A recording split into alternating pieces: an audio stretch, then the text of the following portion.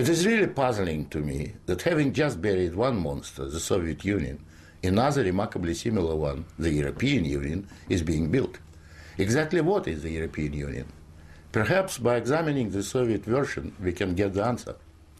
The Soviet Union was governed by 15 unelected people who appointed each other and who were not accountable to anyone.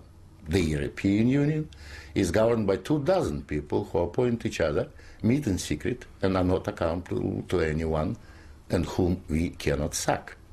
One might say that the EU has an elected parliament. Well, the Soviet Union had a parliament of a sort too, the Supreme Soviet, which just rubber-stamped the Politburo decisions, pretty much like the European Parliament does, where speaking time in the chamber is limited within each group and often amounts to 1 minute per speaker. In the EU, there are hundreds of thousands of bureaucrats with their huge salaries, their staff, servants, bonuses and privileges, their lifelong immunity from prosecution, which is simply shuffled from one position to another, no matter what they do or fail to do. Is this not exactly like the Soviet regime? The Soviet Union was created by coercion and very often with a military occupation. The European Union is being created admittedly not by armed force, but by coercion and economic bullying. In order to continue to exist, the Soviet Union spread itself further and further.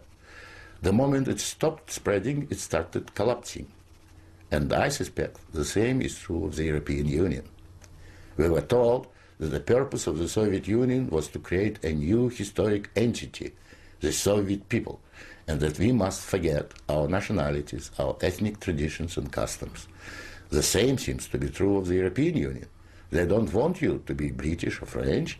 They want you all to be a new historic entity, European, to suppress all your national feelings and live as a multinational community.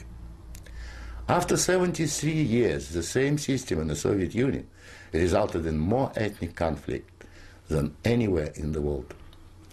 In the Soviet Union, one of the grand purposes was the destruction of the nation state. And that's exactly what we observe in Europe today. Brussels intends to absorb nation states so that they should cease to exist.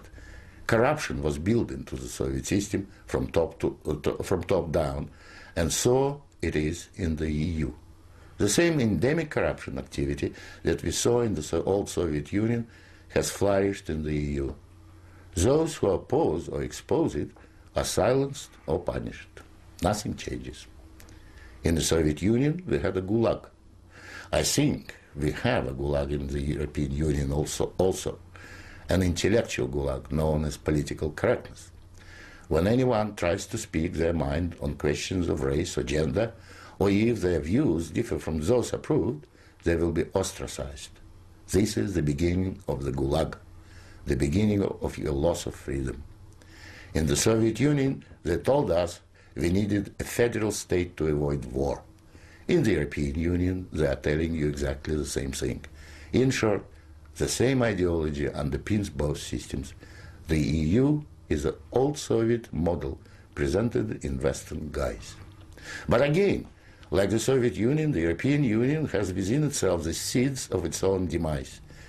Unfortunately, when it collapses, and it will leave immense destruction behind, and we will be left with huge economic and ethnic problems.